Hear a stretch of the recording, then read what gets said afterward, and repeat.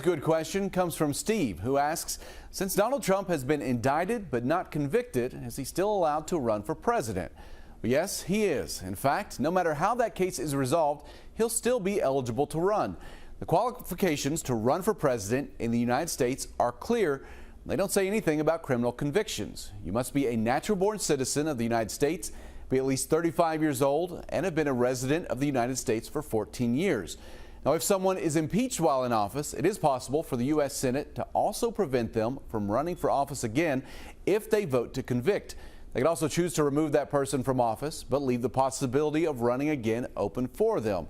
Quote, judgment in cases of impeachment shall not extend further than to remove from office and disqualification to hold and enjoy any office of honor, trust, or profit under the United States.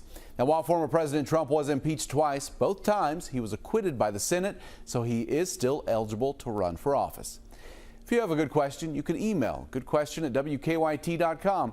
I'll see you on WKYT Mornings.